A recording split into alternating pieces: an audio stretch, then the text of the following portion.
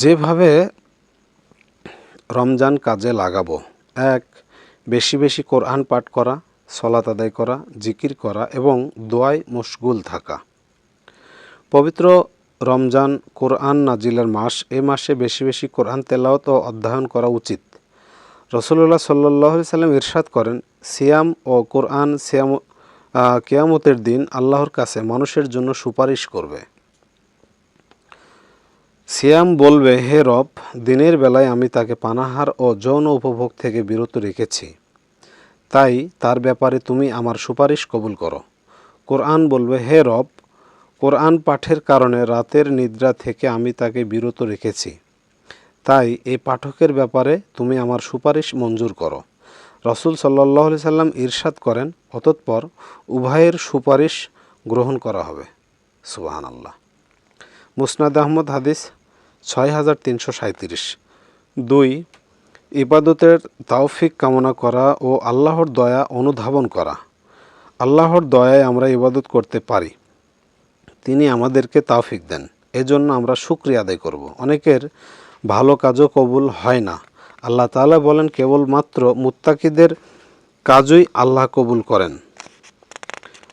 সূরা মাইদা ৫ নম্বর সূরা ২৭ নম্বর আয়াত। ৩. এতিম, বিধবা ও গরিব মিসকিনদের প্রতি সহানুভূতিশীল হওয়া ও বেশি বেশি দান খয়রাত করা। জাকাত, ফিতরা ও সাদকা দেয়া। হাদিস শরীফে বর্ণিত আছে, হযরত আব্দুল্লাহ ইবনে আব্বাস রাদিয়াল্লাহু আনহু বলেন, রাসূলুল্লাহ সাল্লাল্লাহু আলাইহি সাল্লাম ছিলেন মানুষের মধ্যে সবচেয়ে বেশি দানশীল। রমজানে তার এ দানশীলতা আরও বেড়ে যেত। সহিহ মুসলিম 4268। ৪. রমজান ধৈর্য ধারণের মাস, উত্তম চরিত্র গঠনের অনুশীলন করার মাস। এ সময় আমাদেরকে সুন্দর চরিত্র গঠনের অনুশীলন করতে হবে। রাসূল সাল্লাল্লাহু আলাইহি সাল্লাম ইরশাদ করেন, তোমাদের মধ্যে কেউ যদি রোজা রাখে, সে যেন অশ্লীল কাজ ও শরগোল থেকে বিরত থাকে। রোজা রাখা অবস্থায় কেউ যদি তার সাথে গালাগালি ও মারামারি করতে আসে, তাহলে সে যেন বলে দেয়, আমি রোজাদার। সহিহ বুখারী হাদিস 1771, সহিহ মুসলিম হাদিস 1944। ৫. অপচয় ও অযথা খরচ থেকে বিরত থাকা। খাওয়া দাওয়া, পোশাক পরিচ্ছদ ও আরাম আয়েশ করতে গিয়ে অনেকে অপচয় ও অপব্যয় করে থাকে। এটা গর্হিত কাজ, এ থেকে বিরত থাকা জরুরি। ৬. রুটিন করে সময়টাকে কাজে লাগানো। অহেতুক কথাবার্তা, গল্প গুজব, তর্ক বিতর্ক পরিহার করা। রুটিন করে পরিকল্পনা ভিত্তিক কাজ করা, এতে জীবন অধিকতর ফলপ্রসূ হবে। ৭. দুনিয়াবি ব্যস্ততা কমিয়ে দেয়া।